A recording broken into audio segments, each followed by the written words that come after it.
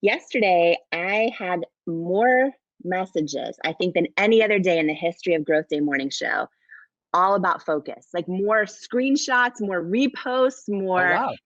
more than any other day I've ever seen in the last 8 weeks. And today is show number 40. Today is show number 40 that we're doing. Um, Wow.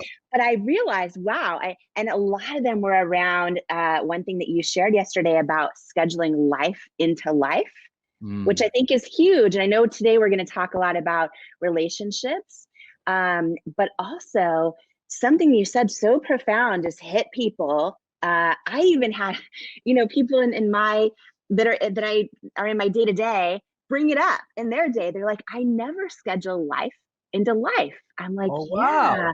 yeah. It's a big thing. It was, I think, a big aha moment for a lot of people. Just like taking a step back and going, because listen, we're all busy. We all have things go right, go wrong. Stressors happen, throughout the day. And we all have relationships, right? And it's Yeah. relationships are hard. Relationships are hard. And bringing focus, but also just the concept you brought up yesterday of scheduling life into life. I think that's important for us. I think that's important for our relationships. That's something I need to level up on this year, big time, is scheduling life into life in Yeah. relationships in terms of what It's I focus hard. on too. It's hard. Yeah. I work with high performers and they're in like a crushing season of time. Anytime I say something to that effect of, build life into your life, make sure you're doing that, whether that's your workout or that's your meditation or that's your morning journal or your growth day morning show time, peoples. But you got to say, oh, okay, I gotta reconnect with the energies and the goodness and the spirit and the thing of life. Otherwise, it's a slog.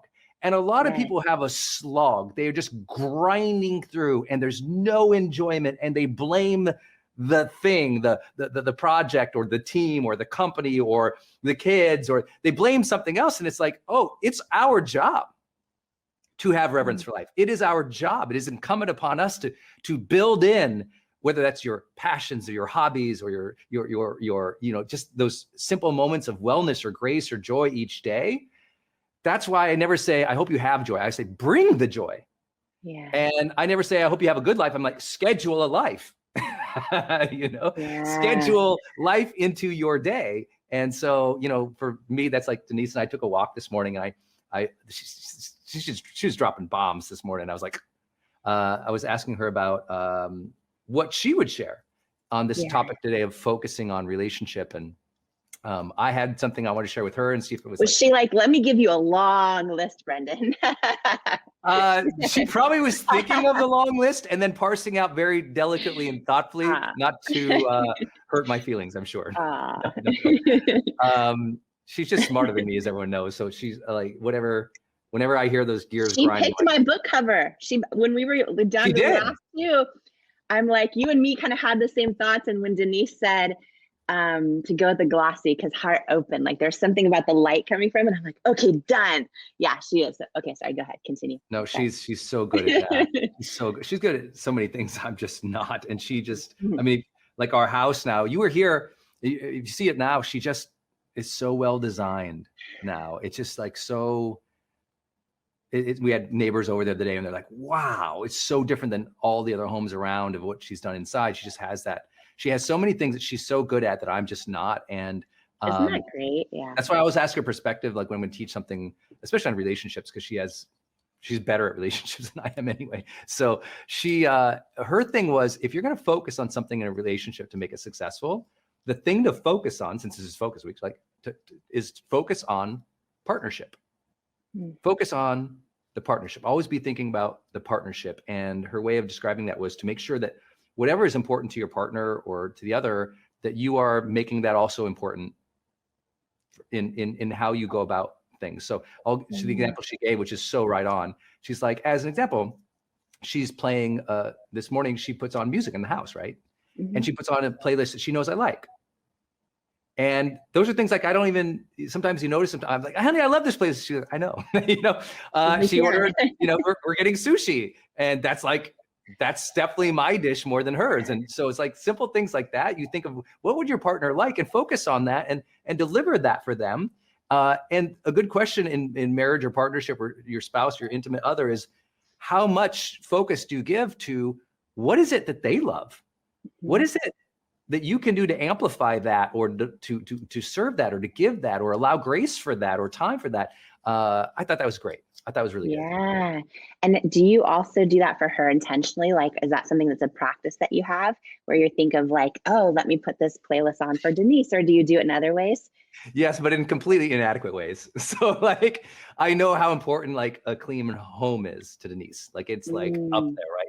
And so to me, I feel like I am 100% of the time picking up. I mean, because the way I would be a complete like nutty professor disaster. So I feel like I'm 100% of the time, I feel like all I'm doing is picking up. But for her, who's so good at that, like that one cup out, or these, this slop I leave on the counter when I make my morning shake, my intention is I'm going to clean that up 5 hours later. No, you don't get to clean up 5 hours an hour. To clean up as you do it. I'm a mm, clean up at the end of the day guy. She's a clean up as you go gal. And mhm. so I think I'm doing it, but it's not always there. So I have to own that. And those, someone just said on Facebook, we see Karen said, little things mean a lot. That would be the definition of partnership to Denise. And I think Mm, I am okay at it. I wouldn't, mhm, I should get better. She mhm. does. Yeah. This past year for me and Paulo in our relationship, so we're coming out of this 10-year decade of building a business together, right? And stepping away from that, it was been a really interesting journey in terms of not just healing things, but also just like rediscovering who are we again, Yeah. how are we as a married couple again, and then we're also newer parents, right? So we have a 2.5-year-old daughter, Wonder, and then our son Wilder's 10 months old. And it's been a wild year. Like, we had Wilder in during the pandemic, and it's a long story, but via surrogacy and this whole journey that's been a 10-year journey. And Paulo had to got to be in the parking lot of the hospital in an RV watching the birth on Zoom because no one was allowed in the hospital. Oh my It was a gosh. wild What a experience. And wild 2020. yeah, so we've been, going through so much change. And one thing you said that I want to share that I think is so powerful that Denise brought up actually about just focusing on partnership. Mhm. We implemented something in our relationship this past year that has been really powerful. And it's this idea that's been around for a long time, but we hadn't been actually embracing it. And I want to share it. It has to do with focus. Um, when you have a disagreement or a situation, or it can be something so small, like you leaving something on the floor and whatever it is, right? We were both raised, Paulo and I realized, my husband Paulo and I realized we were both raised around a lot of different people that would blame or would like those kind of things, right? And there's this idea that when you're in partnership, it's not who's right, who's wrong. It's both of you together against the problem, right? Yes. And we started implementing that into our relationship for the first time in big ways this past year, and it's been huge. And so when something goes wrong, or this or that, or there's a disaster, or one of the kids did something terrible, and you want to be like, you're the one that taught them, instead of that, it's like, oh wait, it's us against the problem, not us against each other.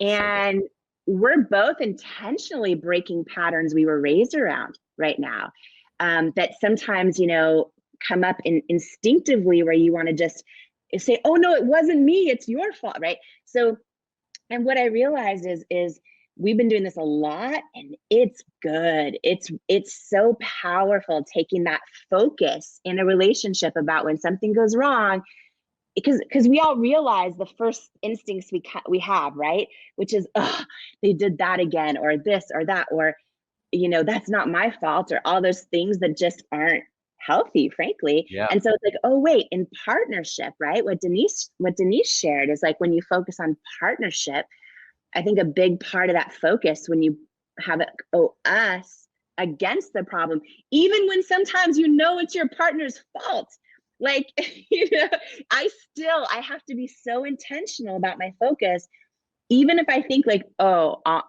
like that's so, like I get, and I feel zero responsibility for it. I've seen I you a few still, times go, and you're like, uh-uh. it's trouble. But I have to be intentional, like, okay, if I think it's his fault, that doesn't help me any. And Yeah, that's a divisive kind of a thought. So if this is my partner, if this is my life partner, or, it's us against the problem. So let's figure this out together.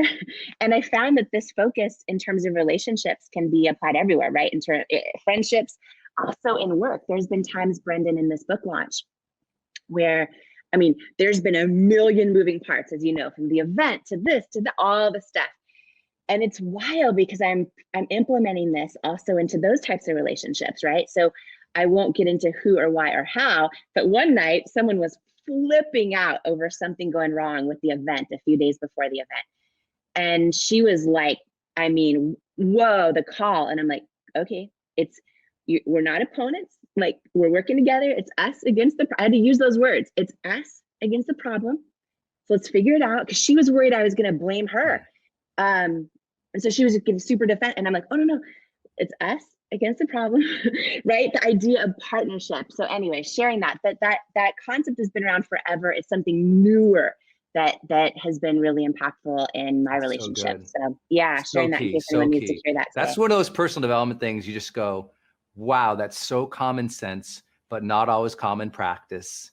And Yeah. that's why we suffer. It's just like, of course, of course. Denise and I were talking about like some universal things this morning, or I was trying to pose questions. And one of them was this, I don't know if it's an idea or a philosophy, but I think it's a good practice, because I was trying to think of, if you're going to focus on something in a relationship, what should it be? Since this is like, we're talking about focus in a relationship, like what should it be? And hers was partnership, which I love.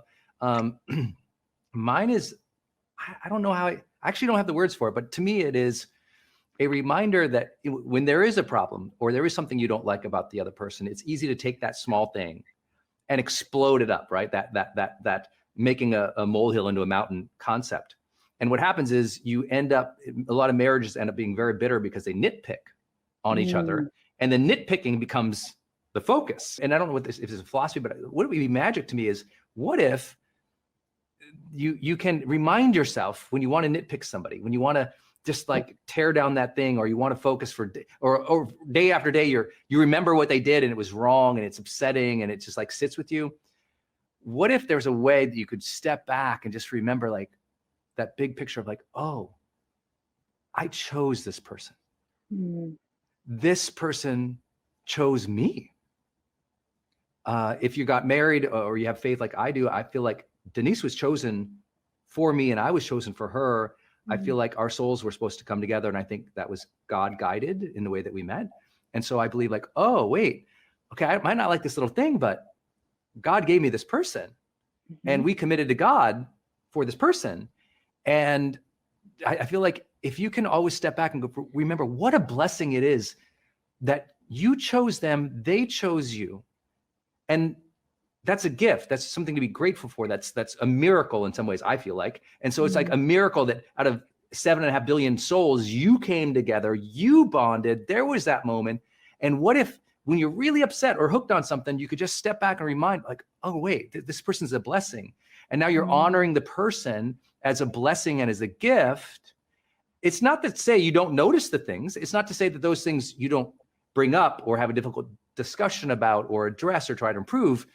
But if the totality of the perspective is always on the things that they do that drive you crazy, you're going to destroy that relationship.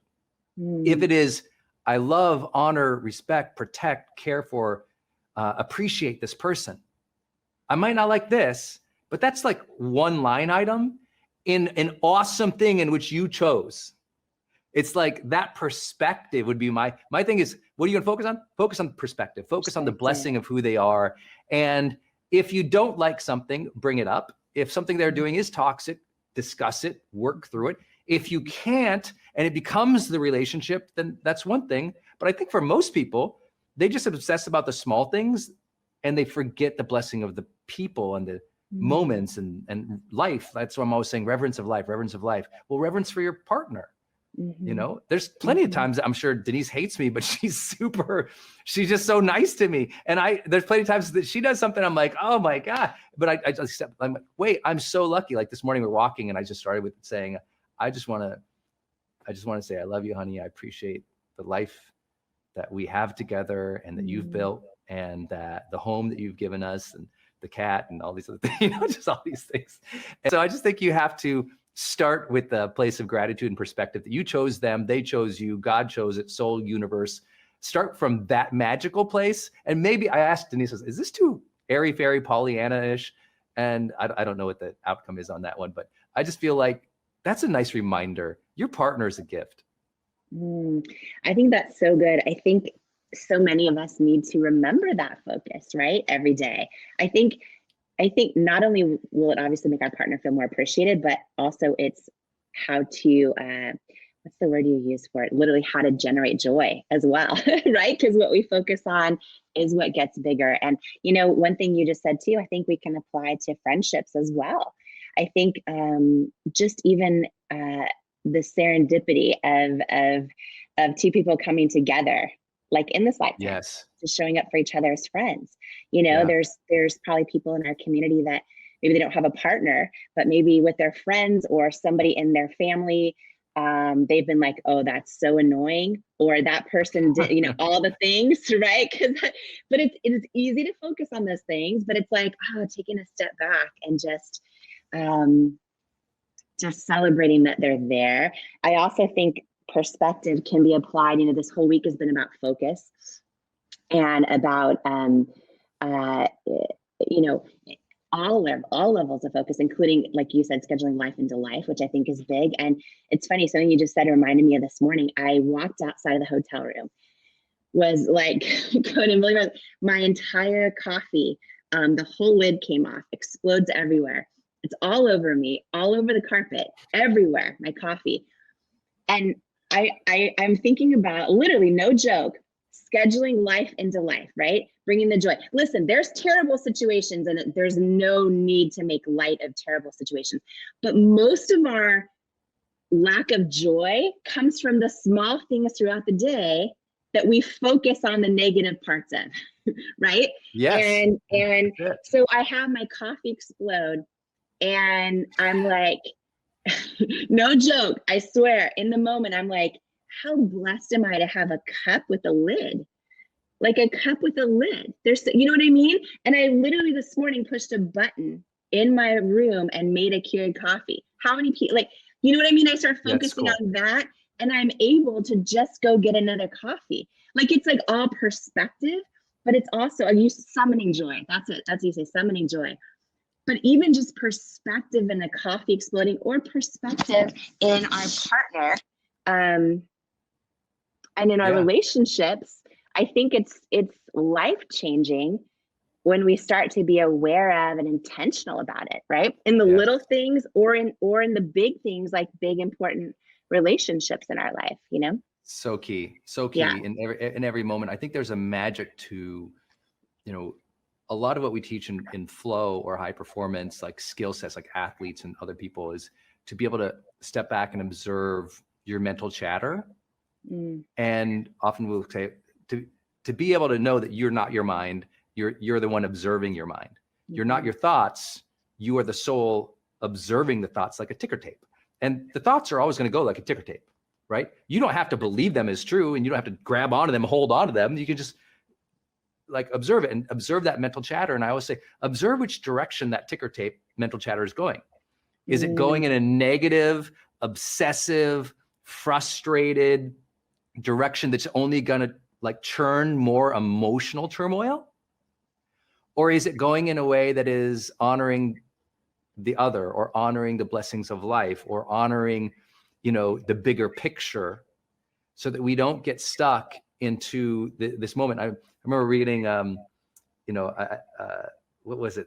Good book last, Untethered Soul by Michael Singer. And he has this great line in there. He's like, at some point you have to remember, you're literally this little speck on this globe spinning around the universe at a quadrillion miles an hour.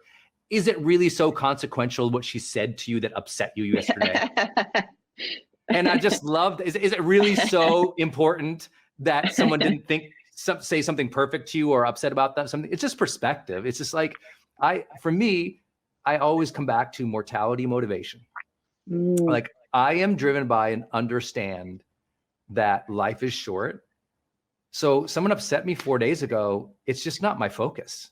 Something that I didn't do right in the house, or something I didn't do perfect in my last email, like, it's not even with me right now, because what's with me is right here. Like, when you have presence and you develop flow and the capacity to be here now in the moment, you just don't have the thought to hang on to everything from yesterday.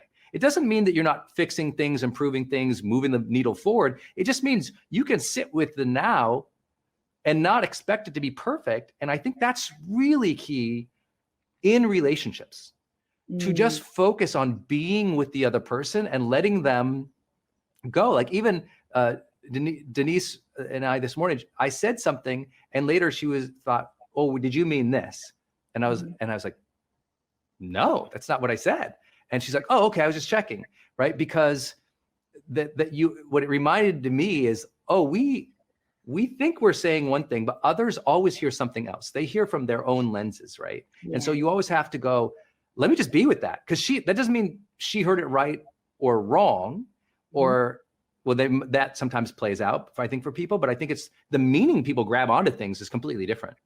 Yeah. And so just remembering that, and just being with people as they have their reaction, just being with your partner as, guess what? They came home and they're crappy with the kids, and you want to say, like, don't be crappy with the kids.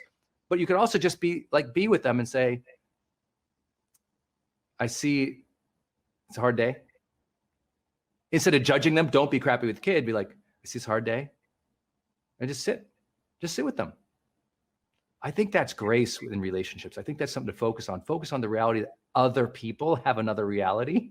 Being open and aware and thoughtful of your mental chatter, but also where they're at.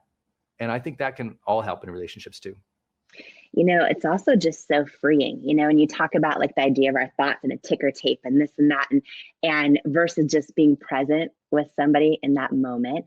You know, there's that famous saying, I've been through some terrible things in life, some of which actually happened, right? Because so many times we go into something and, you know, today, just to share a real life, real time behind the curtain example, going on the Drew Barrymore show. So Drew Barrymore show is airing today, and we just did it together, and then it airs today. I was so nervous, Brendan. I went into it and I had to check myself, right? Because I'm like, she's another billion-dollar beauty boss. That's going to be awesome. Does she even like I want to make sure I add value to her audience, like all the things. I just didn't know, you know. And then I was like, oh, you know what? I'm going to show up in just full spirit and self and be present with her and just love her, because she's probably just like me. I've never met her before in real life. So she's probably just like me, like you, like everyone else. We're all the same, right? So I had to switch my focus going into the show, and just like what you just said, being fully present, you know, open heart, just like with her. And literally, I'm so glad I did that, because if I would have been in my head, like stuck in my head with all the chatter, all the things, I would have lived through so many things that never would have happened. And so many worries that never would have happened. And I go live on the show, or went live on the show with her. And she was like, I've been following you for the last 10 years. She knows everything about IT Cosmetics. Wow. I know. I'm like, what?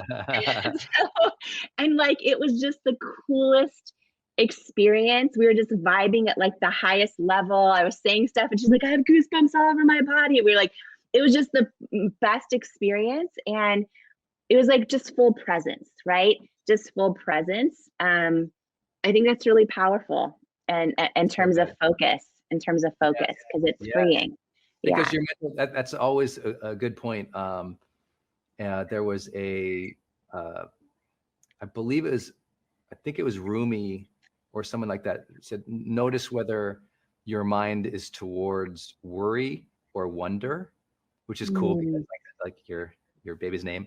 But it's notice where your mind is going. It's like, are you open and like wondrous about life and interested and curious and like, oh, wow, I wonder how this could be? Or is it always like, what if this terrible thing happens? And know that is 100% your choice. That's the most powerful thing in personal development, is that we get to control our own thoughts. That's incredible. That's an incredible thing. I mean, there is mental health and mental illness issues that prevent people from doing that, which is about 8% of the public at any given time. But the reality is, most of us, we have that command. We just haven't trained it. It's like, we just haven't trained our mind for that. That's why I love this Growth Day community, is we're in this place of going, oh, hey, let's focus on personal development. Let's remind ourselves that we have this incredible ability to have emotional freedom and mental clarity and the ability to direct our thoughts and our attitude every day. I mean, part of Growth Day is we get to choose this attitude we have every day. We get to choose this energy. Jamie's tired, people. I'm tired, people. And I didn't shower today, but I'm here and I'm bringing the joy. We're just like, y'all, people are all like, oh, they must have it so easy. Like, if you saw how many people and teams and everything else were managing and running and doing it at the same time, you'd be like, oh my God, all of that plus family and finance and everything. Guess what? You're doing the same thing. We're all like, we all assume like, oh, they have it easy. It's like, no, no, no. It's just that some people really chose what spirit to show up in today. They chose it. They summoned it, even if it isn't there. Believe me, people are like, Brandon, are you always happy? I'm like, oh, ask my wife. No, sometimes I wander around the house like lost nutty professor or grumpy or just like kind of trying to figure things out or get pissed off about that thing or this thing. But in times to serve, right? If your children are going to bed and you're going in to read, the book, the children's book at the end of the night to put them to sleep, you got to choose your energy when you're walking in there, even if you had a hard day at work. That is showing up in the service and the spirit required to have good relationships and be available for other people. It's not easy. It's not innate. You design that, you develop that, you choose that. And I think that what's powerful in Growth Day is we're all just saying, hey, let's do that together. Let's set our mindset in the morning. Let's encourage each other. Let's remind each other of the powers we really have to believe in ourselves, our work, our mission, to remember our strength, to focus on our relationships in positive ways. I think all of this helps so that the summoning of it and the bringing of the joy and the feeling of the day, all these things that we teach, they become easier. They become more natural, right? Because first it's an intention and a desire, then it's a behavior, then it's a pattern, then it's a practice, then it's part of your psychology, then that's just who you are, babe. And so if you haven't worked this year on focusing on choosing that attitude with your own mental chatter, but also with your partner and giving them perspective and giving them grace and doing the things we talked about today, I think that will serve you. A lot of people, they have a vision. Okay, you're going to take a cross-country road trip. Let's use this metaphor. You're taking a cross-country road trip. In your mind, it's going to be beautiful and scenic and perfect, and you're so excited about it. And then, you know what, about halfway through, you kind of look in the back seat and there's Dorito bags and Diet Coke. Your car is a disgusting mess, and you're about to pee on yourself. You're looking for the next rest stop. You're like so exhausted and so tired. You're like, you need a break. It's just like, yes, you're living the vision. You're on the route. You're on the road. But be okay with the hot mess. Don't take yourself so seriously. And here's the thing I wish I would have said on day one of Vision Week. For all of you, if you had a clue that you are already living a vision beyond comprehension, that you're already living the most gifted, impossible vision. It's like, yes, you have plans, but God has vision, as you say, right? It's like you have to realize if you're watching this, if you're streaming this, if you have the moment of leisure, the beat of the day to get to enjoy us, to be here for encouragement, to have a worldwide community like this come together every day for you free, you have to understand you already are living the vision.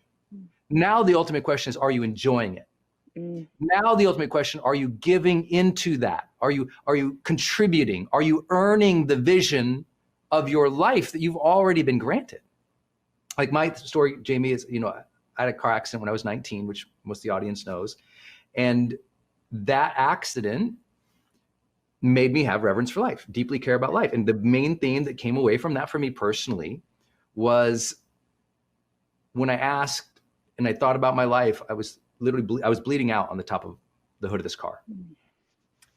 And in that moment, when I looked down, I felt life draining out, literally. And I wondered, did I matter? And I didn't like the answer to that question. And I looked up and I had this beautiful connection with the moon and the night and God and my creator. And I just remember feeling a breath of fresh air. I knew things were going to be okay. Something happened. And I had this connection. And I just remember my first impulse after if you survive something, I don't know how some people, but I survived something. And I just was like, I will earn this. I will earn this blessing of a second chance. I want to earn my life. I will earn my life. I will earn this gift that I have been given. For me, I'm a person of faith, so I believe God gave us life. And I believe that is a blessing. And I want to earn it. And so I'm already here. Are you earning it by enjoying it and taking pleasures in beauty, surrounding nature, life's gifts, the coincidences, the fun, the obligations too? You know, remember, you wanted the child, okay? It's like, you wanted the career. You hustled the last 5 nights. You have to enjoy it. You're already living the vision if you only knew. So good. So good. Wow. I think that's huge. Yeah, and I agree with you. People here that are part of Growth Day, that are even just mindful of all this stuff. Yeah, that's huge. They're on the vision. I also think too, Brendan, if you could talk about this a little bit, tell me if I'm wrong here, but I believe, did your car accident happen? Was it somewhere in the Caribbean or Latin or South America? And then didn't you kind of always have this vision one day you would actually live on a island in the Caribbean? And can you talk about like how your experience, if it in any way played part of your vision one day, maybe they were separate, but then also how you spent the years and all of that, having that vision as well, not just to enjoy the day and all those, but just also sometimes it's things that, and maybe we never end up living on an island, but just like for you, what did that mean to you? And then how many years went by in between your car accident into when you're now living? We see the behind you, it's so gorgeous out there. But just that whole thing of knowing that vision. I feel like I heard you once share, maybe it was at your event, that, I'll let you tell it. You tell it.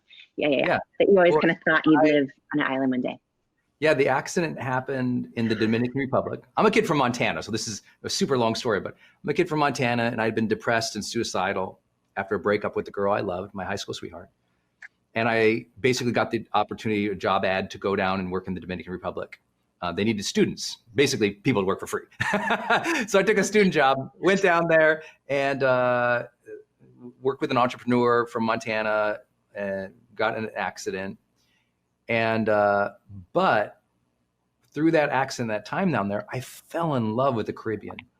And I mean, I fell in love. I'd never seen anything like it. I'm from Montana, from the mountains, I'm from the hills, I'm from the lakes. I'm a river boy. I was like, what? Fell in love with that turquoise, perfect blue water and ocean. I thought, oh my gosh, this is amazing. I got in that water one time in the Caribbean. I was like, I'm alive. And so I said, I just want to live here. And so I did. I went back to college in Montana, and I ended up having this board. I didn't know what it was called at the time, but I had all these things pinned up. I'm sure you all have these things in your dorm rooms or in your houses. You had these things. So I had all these things pinned up. But if you looked, it was all my pictures from the Caribbean. It was like palm trees and just, I didn't know it was like a vision type board. It was just all these things. And from that time to the time we moved down here would be, let's see, 23 years almost. 20 plus years. I'll do the math in my head in a minute. But in that time, I thought, you know what, Jamie, one day I'll move to the Caribbean. And then a couple of years ago, I was like, why haven't I done it yet? Why am I waiting for retirement to do it? That's Puerto Rico. It's beautiful. I live on a beach. That turquoise water is my morning reality. And it took 20 years. 20 years. But you know what it really took? The decision to do it. Because I could have waited another 15 years. But at some point, you got to go for it. Jamie at some point said, I'm going to start my own cosmetic line. That was crazy. But from that moment you did that to the moment you sold to L'Oreal for $1 billion, how many years was that? 8. 8. Oh, you're so much better at math than I am. Okay, 8 years.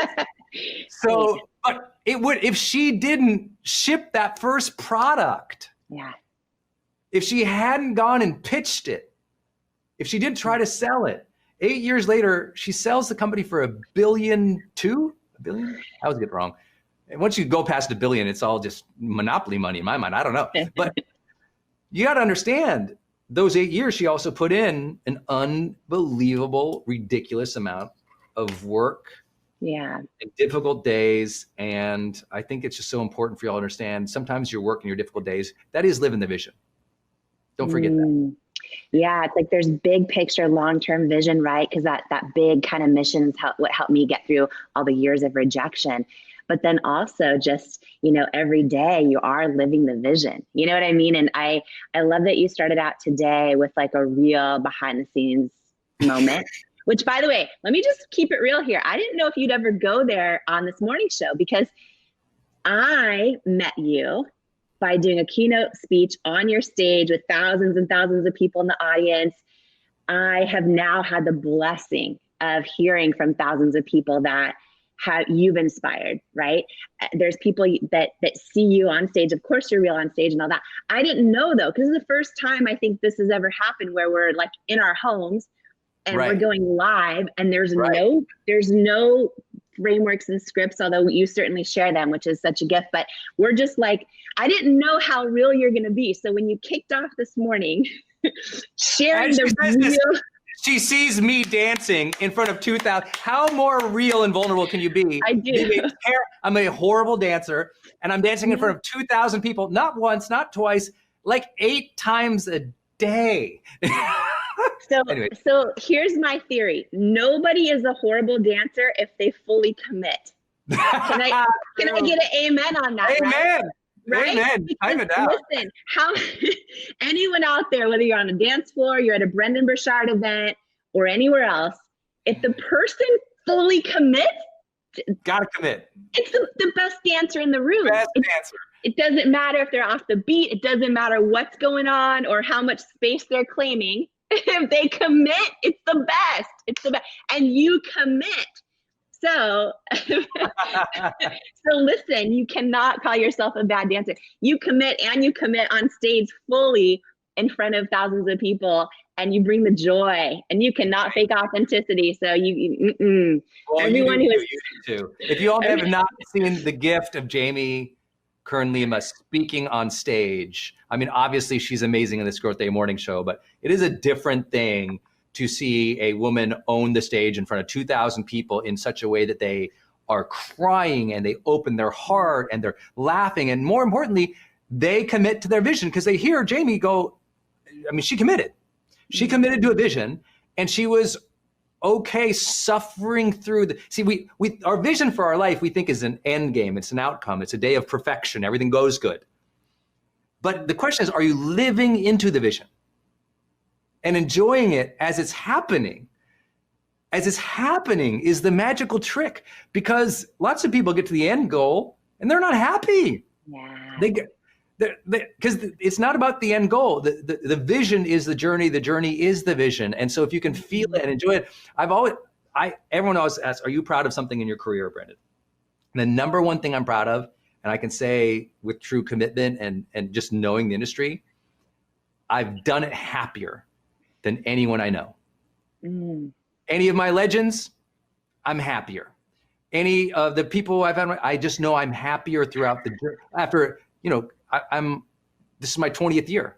I don't know anyone who's been happier along the way, and did it their authentic way, their style. And I'm not saying, because look at me, I'm saying I made sure that happened. I said, bring the joy. I wear a shirt that says, bring the joy. It forces me. Because sometimes I'm a grumpy bear in the morning. Ask Denise. I'm like, just because I'm a night owl. So some days I wake up as the grumpy bear. Night owls are sometimes grumpy bear in the morning. So I'm just like, actually not grumpy. I just say non-communicative, just more like. So I think it's important, y'all. Live and enjoy the vision. You And are I think living you it. sharing that you've done it that happy for this long is such a victory. And I just want to say, those of us who we can make changes to do that. And I'm just speaking as someone who spent a lot of years working 100-hour weeks, and I forgot to enjoy a lot of moments. Like I forgot to celebrate some big wins when they were finally happening. And I'm making shifts in my life right now to enjoy the day more, to bring the joy more, to feel it more. Like truth is, Brendan, in the middle of this book launch, like my book comes out in 3.5 weeks. And so what I'm doing right now is all day press. This morning, I was so tired, I put makeup on top of yesterday's makeup that I fell asleep in for press today. Now, the me before in the past would be like, oh, I would have thoughts of like, oh, I hope this is going to look okay. Now I'm like, this is freaking funny, because how cool is this that I'm just going to like, you know what?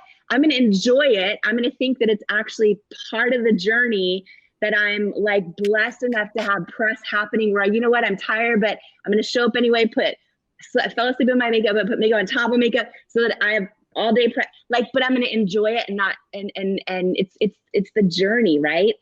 Imperfectly. So you in your underwear with smoothie, me with my 2 days of makeup in a row, and I'm going to pray that the press goes well today for the book launch. But like, it's in it. We're all in it. And I love showing up for it. Yeah. You're showing up for it.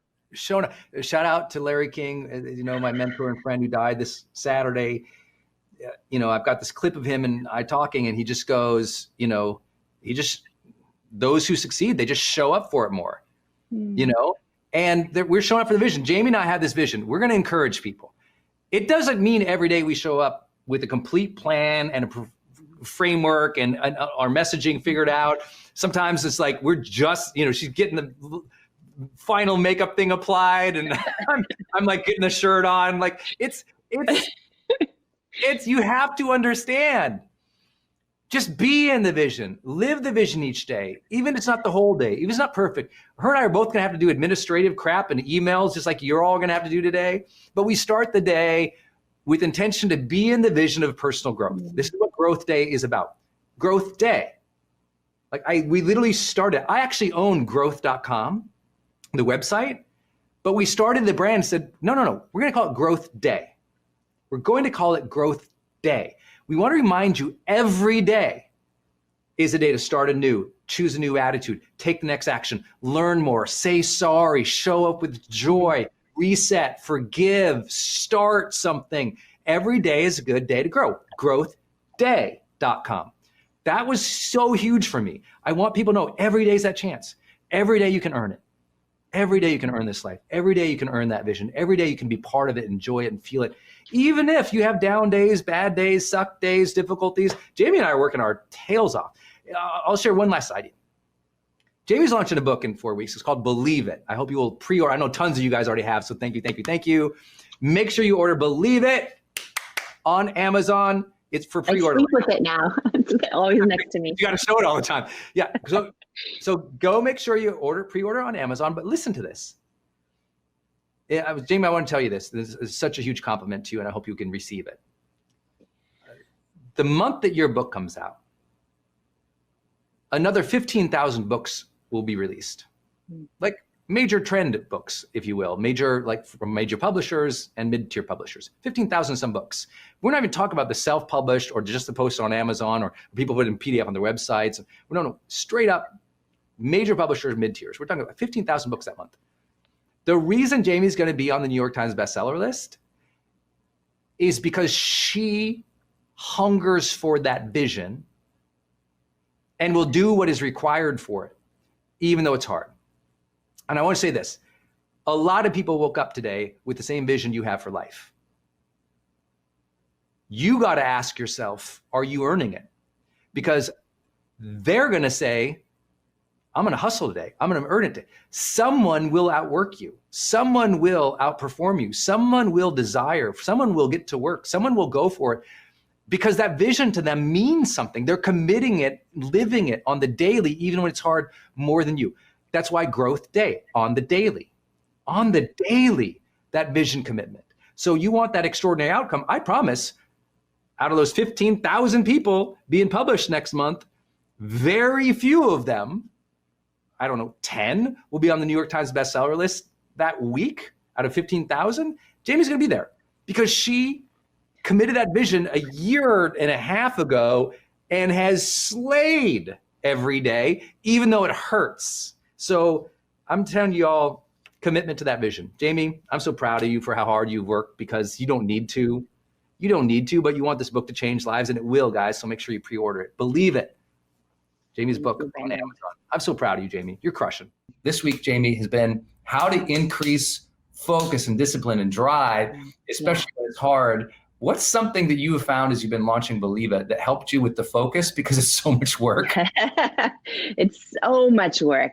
I mean, for me, I always try to bring it back to why am I doing what I'm doing, right? Like the bigger thing that's not about me. Also, you know, you and I are both, and by the way, most everyone on this morning show with us live, I think you coined this phrase. What did you say? Personal growth, personal development, personal growth, dorks, or personal, like geeking out on personal development. I've gotten so many messages about that. People are like, I'm a personal growth. I love to geek out on that stuff too. And I, you know, have loved this stuff my whole life. So I do it for myself and my downtime. I love it. And on the topic of focus, this morning, all alone in my hotel room, it's day 17. I've been in this hotel room doing the event, because I came out a week early to prep for the event, and then the book launch stuff. And so I was in here reading actually quotes this morning about focus. And one of them that I read, just going to share with everybody, I just thought it was so powerful, right? Because I just had this big thing happen. Getting the New York Times bestseller list. So just to give I guess, Brendan, let me just go there, because you and I just kind of peel back the curtain and let everyone in on this Growth Day morning show. And so what happened last night was I got this big phone call, and then it turned into a Zoom, and all of the people from the publisher and Simon & Schuster, and everyone was on this big Zoom cheersing. Everyone's excited. And then right away comes up talk about book number 2.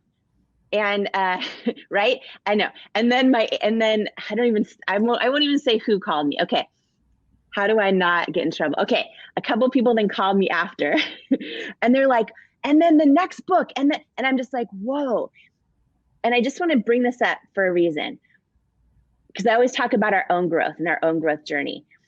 I am making the decision right now to focus on not doing this to myself again, meaning, so many times, right? So many times we have a win in the day, and maybe that win is that we went on our morning walk. Maybe that win is that, but then it's so easy for our own selves or other people to be like, well, what about this, or what's next, or what, right? And I did that to myself for a decade. Like in the decade of building my company, you know, for so many years we had no success and no money and no traction. But when we finally started getting it, and we finally started getting big wins and all these things, and, you know, the beauty industry that always discounted me all of a sudden was giving me all these awards, and all this stuff was happening. And I never stopped to appreciate it and feel it and celebrate it. It was always like, oh, but what about this? And what about that? And I just think that it applies to our lives every single day when it comes to focus, is that it's so easy and other people will do this to us, right? They'll say, oh, but you know, what's next? And, oh, you got that? Well, what about that, right? And then all of a sudden, before we know it, we're not even able to feel the day. We're just thinking about the things that, you know, we can still keep going for, or that help other people more, whatever it is. And we end up feeling not enough where we're at with what we have. And I just think that focusing on the victories too is really important, you know? And sometimes the victory is just not eating the Oreos. You know what I mean? Like, that's a victory. Like picking up the berries when you don't want them. Like if you're blessed enough to have berries, and then being like, wow, I'm blessed to have berries, right? Like that's a victory. But how many times are we just like, there's so much going on that we end up focusing on what we don't have. And I just had this, you know, you and I both, I think, are really sharing with everyone in connection and community on this show not just the things we've learned and the things we teach and the things we coach others on. Like, I've had the blessing of mentoring now so many entrepreneurs and so many women. And yeah, we teach all those things too. But also what I love is we really go there and in addition to teaching stuff, we really go there and share what's actually going on in our own lives. And I just want to share that with everyone in the community today, because maybe somebody needs to hear this too. Is last night I had a moment of, oh wait, everyone else has already moved on. And like, they're like, okay, what's next? Book number 2. I'm like, whoa, like, I'm intentionally deciding right now, I'm not doing a book number 2 at this moment. I'm intentionally deciding, how can I inspire and impact and be in this moment and connect with real human beings who need the stories in this book, who need hope and inspiration? How can I show up and serve right now and be grateful where I'm at and feel the moment? And so it was a big moment of realization about focus last night. And I just want to share that because I think I've failed to do that for a number of years. And always that next thing, chasing that next thing is so exhausting. And it also, I'll share with this because I know those calls. Been blessed to have 6 of them in my career now. And let me share the biggest mistake of all of it is that what happens is people focus on the blips. They're like, oh, I got this thing. I mentored one woman one time who she got on the Today Show, and everyone in her life was like, oh my God, you got on Today Show. You did it. Yes, celebrate victory today. And she's like, that's an appearance. That's a start. She was focused on the mission. So the show was the blip, right? Everyone sees the blip, celebrates the victory, celebrates the blip. But to make something real, you have to choose in your life, okay, am I going to focus on those little blips and that's done, that's completion, next thing, next product, next thing, or am I going to make a blockbuster? That's the thing. The thing about focus too is it's not just about not going on the next thing because it feels terrible, which it does, and going on the next thing too fast because you don't get to celebrate it. It's also, if you just bounce from project to project to project, you never take anything deep. It doesn't form roots. It doesn't become a thing ingrained in people's lives. It's like Apple didn't need to make 4,000 products. It was like, we're gonna make 5 and we're gonna dominate with these 5. It's like, we're gonna stick to the things and spend time on them to cultivate them, to grow them. Books are like that. Yeah, I'm still promoting High Performance Habits. It came out 3.5 years ago. And it's still selling equally as good because I still perpetuate the book and I tell the story in the emails and in our Facebook groups and everything. I think it's, if you've got something and it's working, sometimes it's like, let's double down on that. Let's grow that. Let's make that the thing instead of, oh, let's go plant 7 more fields right now. It's like, let's cultivate this field and let's heal this field. Let's be part of it. Let's grow something we're proud of and set roots on something. I feel like we live in a very distracted next society and no one's building roots. So that's why we lack a society that has any significant missions, any significant movements, because no one sits with it and cultivates it. And I think that's important for branding. I think it's important for books. I think it's important for all of you who are trying to do something, get your health right. You don't get to go to the gym one time and be like, oh, I guess I'll try the next thing. It's like, you got to stay on the thing. You got to cultivate the thing. Yeah. So one of the quotes I was reading this morning, just because I'm sort of a dork like that, this is what I do every day, forever, right? Poetry, read quotes, all that stuff. I just love it so much. And anyways, I came across this quote this morning from Oprah, who said, when we focus on what we have, we get more. And when we focus on what we don't have, we never have enough. And I just thought it was so powerful too around this idea of focus. You know what I mean? For this week when I read it this morning, because it is so easy. It is so easy to focus on what we don't have yet or what isn't, all those or things. What we haven't done yet or achieved yet. Yeah, absolutely. And then you never achieve enough. You never have enough. You never, right? And someone like her, who from the outside seems to have everything, her whole thing is when you focus on what you have more. And I think that is just such a powerful thing. She's because an example for that. Yeah. Yeah. She did a show Yeah. for 20 years. She didn't do a million things. She did a show for 20 years. Like, that's Yeah. unbelievable discipline and dedication. Yeah. Yeah. I also think, on the topic of focus, I wanted to jump in something today that I think people will resonate with, which was for this idea of focusing on what you have and focusing on what you have achieved. I think one great way to look at it too is sometimes when you're just going really strong, and you don't feel the day, you don't feel victory, you don't feel in alignment, or the things are going perfectly. I just remind you one great thing. Everyone goes, yeah, I need more focus. And I say, well, what are you focusing on? What is the discipline you are building? And one thing I think that most people don't focus on enough is their enjoyment of life. Like, you have to build in moments throughout the day to feel the day. You have to build in moments throughout the day, even when everything else is in chaos or not perfect, to still experience life and feel the day. So it's like your morning walk, or, Denise and I, we just took our morning walk, and then afterwards I jumped in the ocean and just spent 5 minutes floating like a dumb turtle there, just like, oh, this is great. And just today. Yeah. Even though I have, 400 emails I get personally today that none of my 200 plus team members can answer. So the 400 that come to me every day, and the 78 SMS texts I get every day. So 80 texts a day, 400 emails a day for a decade. I don't wake up in the morning like, oh my God, I got to get to those. I don't go throughout the day. I'm like, oh my God, I'm in lack because I haven't responded to all of those, and I don't have inbox 0. I'm like, okay, what's important? I want to make sure that even though I have tasks, even though I have lots of things to do, am I focused and disciplined throughout the day to enjoy little moments?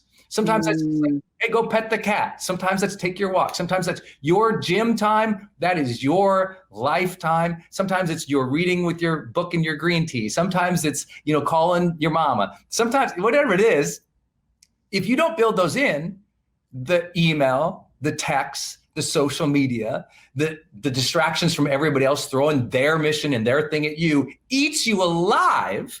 And all of a sudden you're not in the ocean, or all of a sudden you're not calling your mama, or all of a sudden you're not in the gym. And it's easy to let other things encroach. And so what I wanted to share today was like, hey, make sure that as you're hustling, you're all grit and you're working so hard, please make sure your focus and discipline is also to make sure you build life into each day. Building it all for, unless you're able to have more freedom each day and have more fulfillment each day. What's all the hustle and the grit and all that stuff for? If at some point you're not going to be a point where you enjoy the day more, but what if you could teach yourself now to enjoy the day as if you had what you needed? I think that is what I learned a lot from Taoism is, can I enjoy the day as if I already had everything? Can I enjoy the day as if I already was worth it? As if I already was in that state of bliss. Like if the bank account was full, the kids were all, dressed and clothed and happy. Like everybody was happy with you, and you had all sorts of Shangri-La moments in your life. Could you not just create that right now? Could you not create that 3 or 4 times throughout the day? Maybe you just visualize, you connecting with source, and you notice that you're full. Like, God's got you. You're good. Like, God made you unique and beautiful and strong and still here and gave you breath this morning. Can you sit with that without thinking my email, or without thinking that promotion? That's what I found, that the high performers I admire, they've figured out how to build that in. And it's inspired me. There was plenty of times in my life I didn't do enough of that. And I was like, oh, there must be a better way. Because going weeks without feeling life, or months without taking a breath, that's not life. Like, why? So I love that Jamie's been talking very openly. She's been doing great this time around, even though she's worked harder than any of us will ever know. I think it's important to see us trying. Okay, to see it trying. We all have lots to go, and we have lots to do, and we built billion-dollar businesses. The question is, can we still find those moments of sanity and joy in life within the moment? So many things you just said are so powerful, but I think, well, first of all, just going way back, People are like, oh, I lack focus, but what are you focusing on? Right. And I think like a lot of people don't even know that answer. They don't even know that answer. I think that's so profound.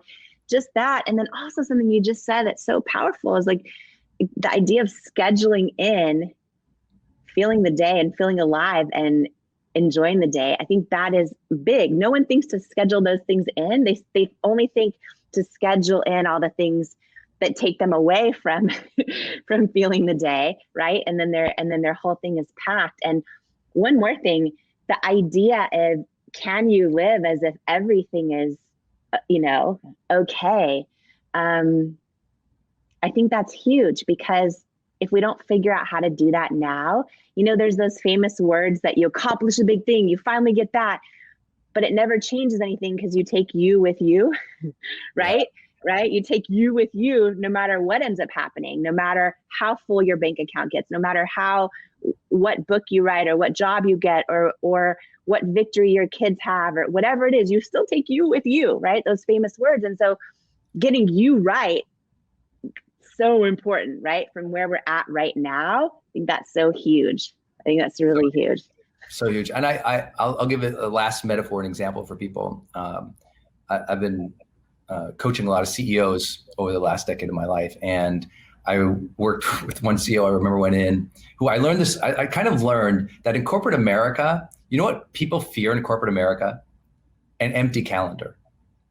They're terrified. If they have a spot on their calendar, they feel guilty, like, oh, I need to fill that with a meeting. And so, yes, I'll take every meeting you throw by me. They feel like they just have to be, they feel like productivity is every block of time scheduled in some meeting with some people. And I was coaching this one executive one time, and we looked at his calendar. It was the first thing I do with the client. I want to see their calendar. I want to see their last 6 months of a calendar. It tells me so much. And it was just, meeting. And I just looked at it. And this is the first day meeting this executive. And I looked at the calendar, I go, you're secretly miserable inside, aren't you? And I don't think anyone had ever said that. And he was like, what? And I said, there's not a moment in here from 6 a.m. to 8 p.m. that's not scheduled. And I'm the schedule yourself. I'm the high performance planner guy. Yeah, you are. I love scheduling, but it's blocks of time that show clear progress towards the needle moving activities that matter. Most people can wipe out half the meetings in their week with absolutely no impact whatsoever on their performance or their productivity in the work. Half the meetings, half.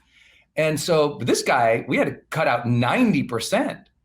And that made the business better. It made him happier. It made his teams happier because you didn't have a grumpy bear there all day. Suddenly it was like, oh, now there's a creative force back in. And so I feel like some of you've scheduled yourself and the kids and the projects and the dreams 24/7, but there's no take a walk at the park.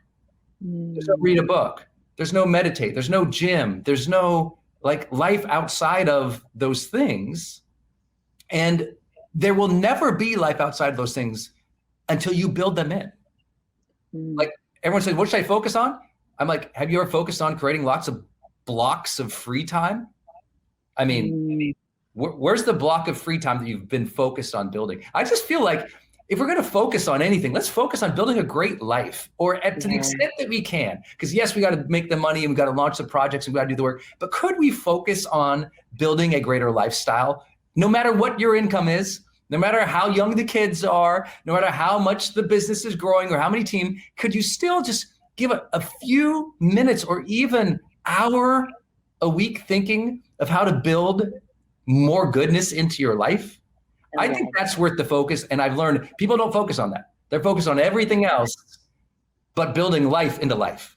Our theme this week is becoming more focused and disciplined. But how do you do that and actually have fun? How do you do that and do the things that are meaningful to you? And our joy here at the Growth Day Morning Show is just bringing some joy to you, bringing some encouragement, bringing a little bit of reminders that you got this. I know it's hard out there. I know you're bored with quarantine. I know you're just like frustrated with a lot of that's going on in the world. And yet every day you still get to choose your attitude. Yeah. What a blessing. What a blessing. Jamie, you got a big 2 weeks coming up for your book launch. You're focused, you're disciplined. How are you not Yeah. stressing yourself out crazy as you're working on a new project? Because I know a lot of people, I did a meditation last night on Clubhouse, and people are like, Yeah. thank you. I needed that. I'm so stressed. I'm working so hard. I'm just, the anxiety and everything's getting to them. And so how are you dealing with an intense time and staying focused and disciplined when it's so easy to watch Netflix instead? Yeah. And it's tempting. Last night, I'm not going to lie, I was tempted to watch The Bachelor, pour some wine in a coffee mug, and have some popcorn, but I didn't.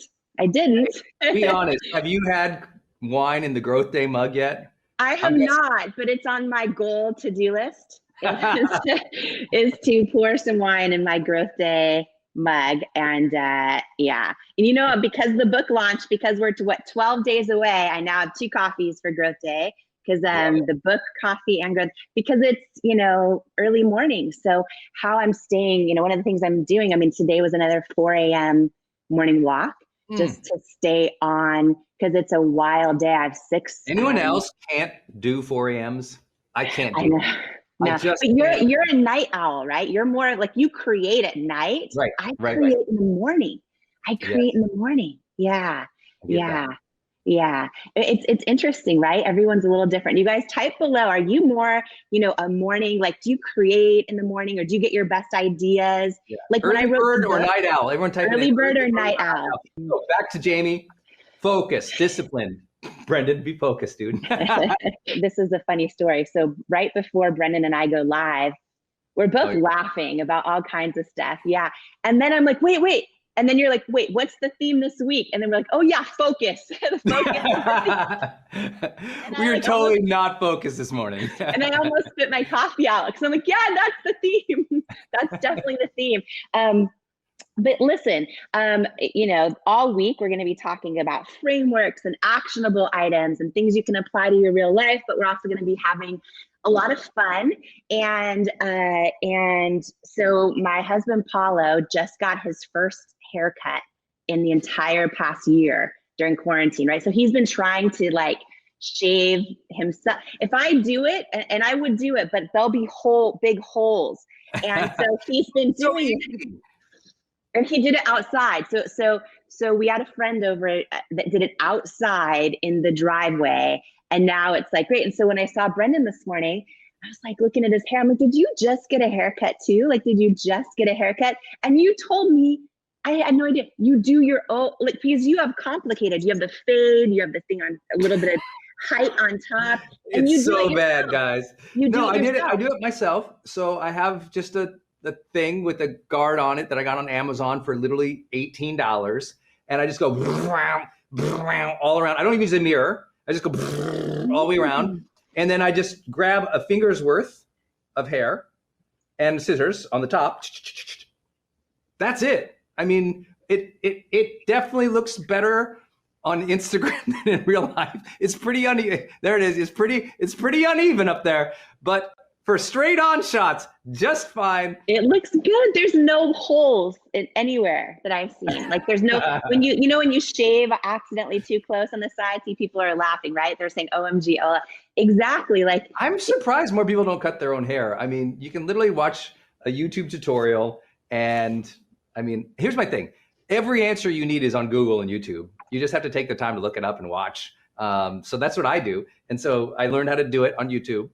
And how to cut your own hair on YouTube. Yes, it was so complicated. I was like, that's so dumb. And so then I saw, this thing advertised. I think I figured it out. And the first time I did it, it was a little too tight, but it's super simple. And I just feel like it's one of those other little things of self-reliance in life. I just feel like you can teach yourself to do so many things. You can teach yourself to work out. You can teach yourself to get healthy. You can teach yourself to be on the internet. You can teach yourself to do video. You can teach yourself to be a better team leader, parent, mom, caregiver. That's the intention of growth, is can you learn? Can you teach yourself? Can you take the reins? Because I'm just, for me, where I'm at, I'm just not going to go into a barbershop. I'm just not going to do it. I'm too COVID squeamish, personally. I just don't want to do it. And I know that not everyone agrees with that, and they think I'm silly, and they're like, just double mask with your haircut, kid. But I'm just I said, I'm not going to do it because I want to go see my mom. Our parents are in their 70s, and I do everything I can possibly do to protect myself because I want to see mom. Mm-hmm. And so if that means I have to cut my own hair, that seems like a pretty simple sacrifice. I don't know. You know, and it goes back to an example of what you always talk about with confidence, which is just you have this confidence in your ability to figure things out, right? So in the case of, oh, let me figure out how to do my own haircut, you just figure it out. And, you know, it's interesting, pre-YouTube, pre the internet, like I grew up where the way you figure it out is, you know, either your mom or someone teaches you. And I grew up with my mom, literally, no joke, putting a bowl on my head and cutting the bangs around the bowl. And so when you see some of my photos from like 3rd grade, I was like 8 years old, and it's like a perfect bowl in the school pictures. And then, do you guys remember this? Anyone else, by the way, ever use a bowl or have their someone in their family use a bowl? Type in the comments if you've done this. Or Brendan, you just reminded me of something so funny. I don't know why I find this so funny, but did you ever see that infomercial with the Flowbee? That thing that looks like a vacuum, and you put it on the hair, and then it. George Clooney just sold it out by announcing he's been using it his whole career. He uses a Flowbee his entire career. He's cut his own hair his entire career. He's been using the Flowbee for 20 years. George Clooney announced it like last month, and it's sold out everywhere overnight. Not kidding you. Wow. It was a huge, crazy thing because he was like, "Yeah, I just use the Flowbee." And she's like, "No, you don't." He goes, "Yeah, I've always used it." It's not that. Here's the other thing. Here's one thing for those who aren't into trial and error. One reason I'm so good at trial and error in marketing, and one reason I'm so good at trial and error. The reason all these people are typing that they have the Flowbee and they use it. Okay. It's great. Trial and error. And this week is focus. How am I not focused today? You're the worst today. I don't know what's going on. I am. Is it so much? Is it the book launch? I'm just really hyper. And I'm not, okay, I'm gonna focus. But I am disciplined. I did my morning walk. I've been laughing ever since like your haircut before we started because it looks so good. I'm like, you did it? Okay, focus and discipline. Oh my gosh. Okay, so my question was, how do you stay focused and disciplined in intense times like this? I think part of the answer is you don't worry about it. Yeah. I'm teasing a little bit, but it really is super hard right now to be focused. It really, I mean, this was as a topic. So we've been doing this Growth Day morning show, Jamie and I, for 5 weeks, every weekday, right?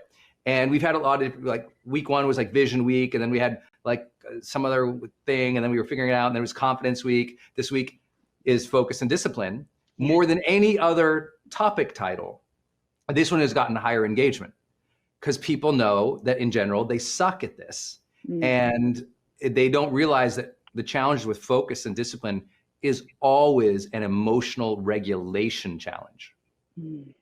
It's never what you do for a living. It's not your bank account. It's not how many kids you have. It's not all the stories we will tell ourselves, because we know people who have that big of a team or have that big of a family or have that many responsibilities, and they're able to do it.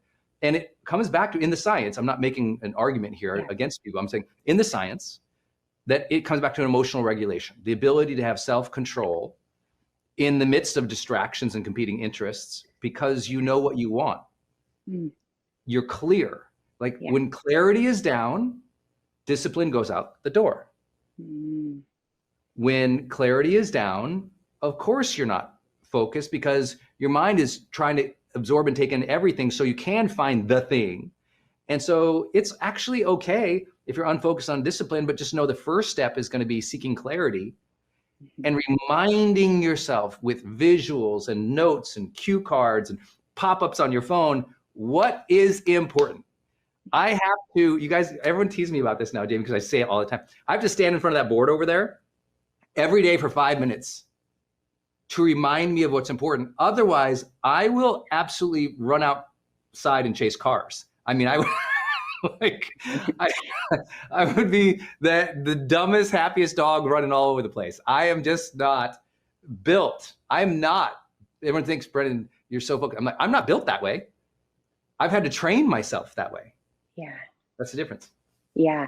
And I think, one of the things I talked about yesterday was just when we think about the one big thing, right, that moves the needle, and then the things that are distractions, right? And I talked about, for me, the importance of just walking in the morning. And so many people inside the live community talked about how when they do their morning workout, or they go for a walk, or maybe it's a meditation, that it literally impacts everything else. That it's not even about, you know, how they feel in the moment of working out, or how it, you know, the immediate, it's about that it literally sets up everything else for that. And I think, to your point about being, you know, having clarity, when you talk about clarity, you know, I think that for me, as an example, just to be super real, before this call and before I was laughing about haircuts with Brendan and about focus, I literally, one of the first things I said to him is, I just missed a huge deadline, and I don't miss deadlines. I was like, I can't believe I go, Brendan, I literally am about to cry this morning. Like, I missed one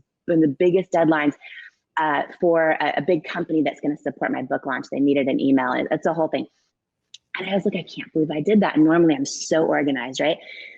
And I made the decision in that moment, I'm going to just enjoy and be present with Brendan, talk about his haircut. And I'm going to, when I, hopefully this makes sense. When we talk about clarity, I'm crystal clear, because I've spent 10 years working 100-hour weeks, building this huge company with thousands of, like, all the things. And I didn't enjoy it a lot of the times. Like, I was so, right? And so for this book launch, I'm also working 100-hour weeks, but I'm so clear that I want to enjoy it this time, right? So it's interesting that in this moment where the pre-show to the Growth Day Morning Show, when I'm like, Brendan, literally, I'm about to cry. I literally can't believe I dropped this ball. It's so unlike me, all these things. But I'm like, you know what? I have clarity that this time around, I'm going to enjoy this. For me, that's the big thing, right? Yes. And so I'm like, oh, the Flowbee. And then, like, because there's part just of enjoy right it. Yes, just enjoy it. And you know what? Also, I gave her a little coaching this morning. I said, it's okay. You missed the deadline. Most deadlines are arbitrary. And I'll just say that for the track record, people need to understand that. But also the mentality here, this will help, because it's probably the shift of her being able to enjoy things in her life versus where she couldn't before, comes back to an unconscious catastrophic thinking. Right? Missing a deadline, it's not catastrophic. You'll fix it. You'll get it done. But if it's, oh, the world's falling apart. Oh, I hate myself. Well, that's why people often don't enjoy the life. They're just like, everything is catastrophic. Everything's a big deal and a drama. I'm not saying this about you. I'm saying this about people in general who they make these little things that aren't even huge things without realizing, oh, you can improve. You can change it. Get it. You can still, okay. So you missed it by a day. Get it done. You like, there's so many, if I cried on every deadline I missed, I would cry on the hour every day of my life. The number of deadlines that I have built into my life, I would just be like, ah, but I miss a ton of them, a ton of deadlines. And people are like, you're the discipline guy. I'm like, yes, but I also run all these different companies, do all these different things. Inevitably, somebody put an arbitrary deadline on me, and they'd prefer it then, but it's not real. Mm-hmm. If I miss it, I'll catch back up. I'll get back in it. I'm not flipping about other people's times and schedules. I just know I'll get there. It's cool. I don't flip out. Yeah, and something you just said that I think is huge in distinguishing discipline is you're not saying the big thing is through discipline I will hit every deadline. I feel like what you just said transcends that. And I think this is huge for everyone, especially people out there who are perfectionists or people out there who are dealing with stuff not going their way. And sometimes it's small things that we miss or mess up. And sometimes it's big things.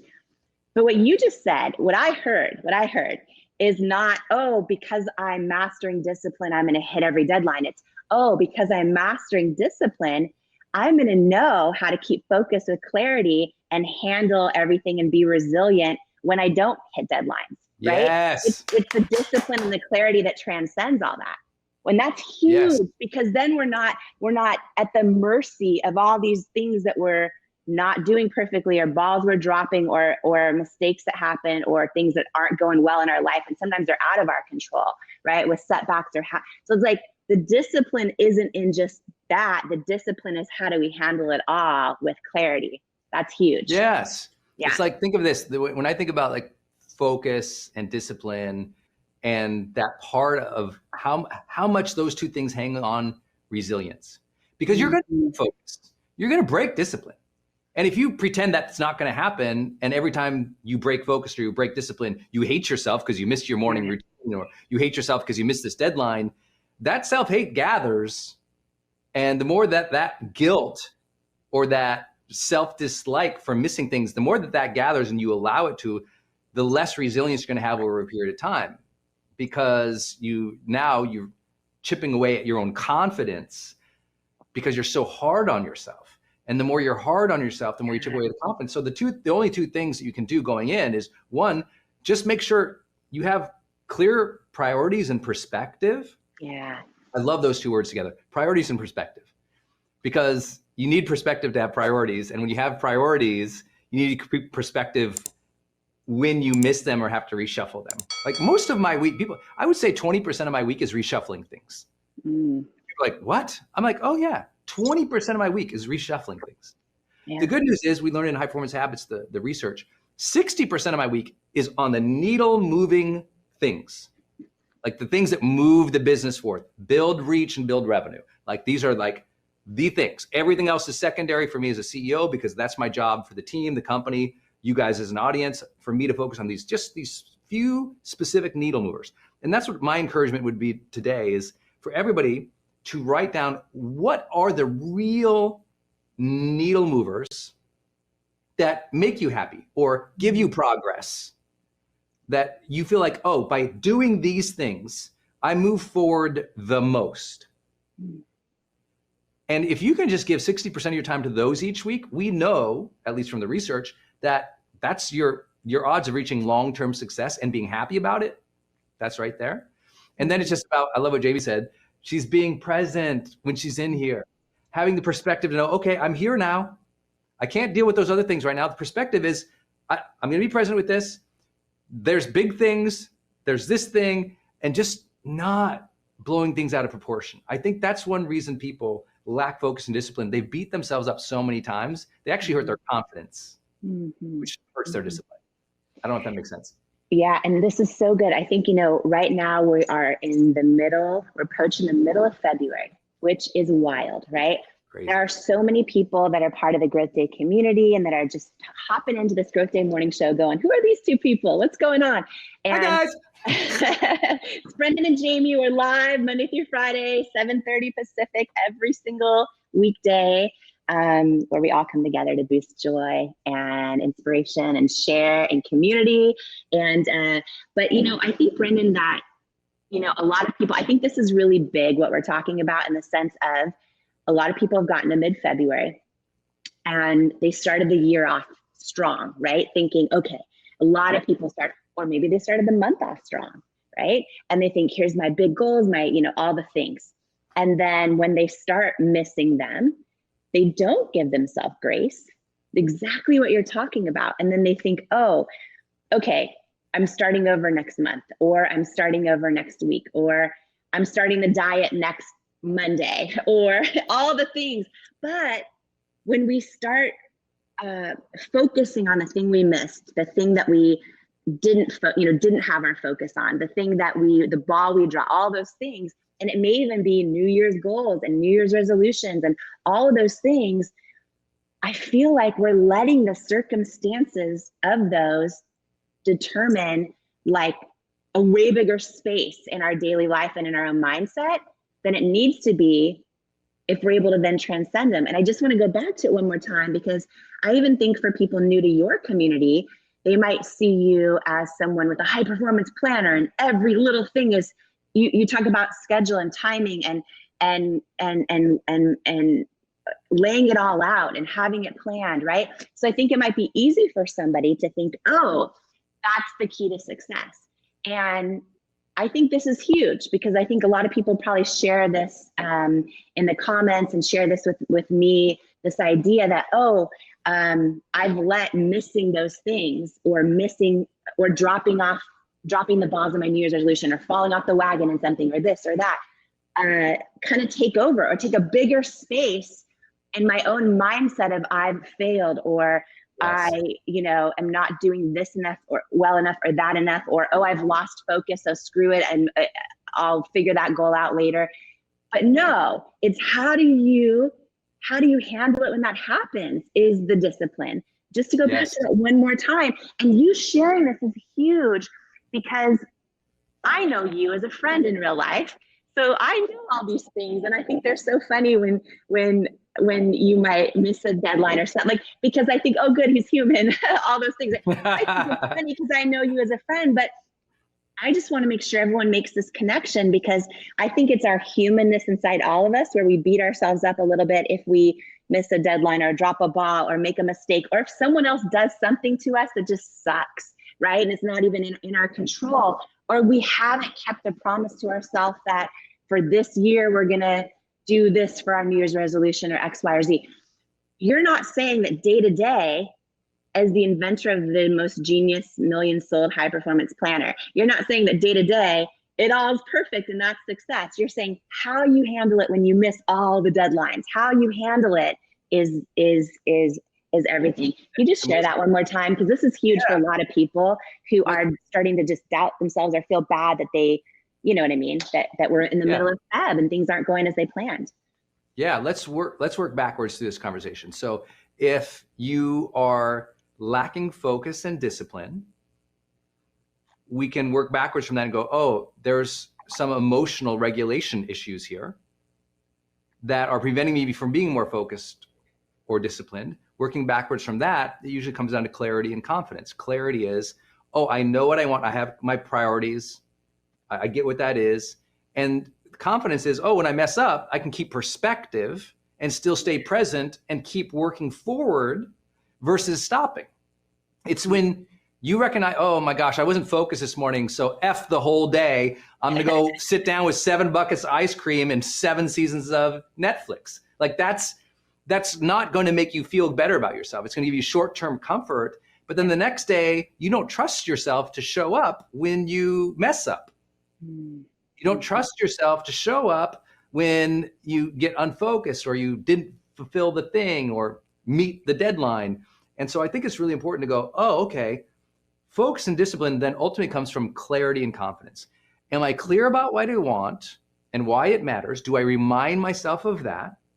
Do I have the confidence to step forward each day in doing it, and then have the confidence to be resilient when I don't get it right, and keep it all in perspective? Clarity and confidence come together in perspective to go, oh, I missed this thing. Okay, guess what? There's wars happening in other countries. Guess what? There's hundreds of thousands of people in your state living in poverty where they're going to bed tonight with no meal. You missing your email deadline, I promise, if you can keep that perspective, you go, you know what I mean? Like, I check, I'm not speaking to you on that example. I'm speaking to me. Like, I miss email deadlines, and I told Denise this morning, the most ever in the history of my career, I have the flags in my email. You know, the flag is, it's me. I have to personally answer that. I have more flags in my inbox than I've had in my entire career. And it doesn't bother me at all. I'm going to get to them. I'm going to do my best to clear the decks and get to them at some point, but I have no guilt. I have no feeling about it. And part of it is setting expectations. Simple as setting up an email. Many of you, I can't believe I've done this for your own focus and discipline. Set up an email saying, thanks, received your email. Right now, very busy on these projects. Please understand it might be several days, 3 or 4 days before I can get back to you with what you need. If this is an email asking for me to take on this or do new projects, or you're reaching out to see if I'll invest in you or something like that, please know my plate is full of projects. I'm taking on nothing new at all in the next 6 months. So if this is a request, come back 6 months from now.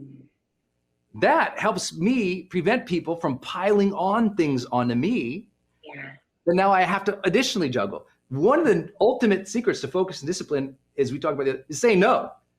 It's saying no, keeping the decks clear so you can focus on the things that matter the most.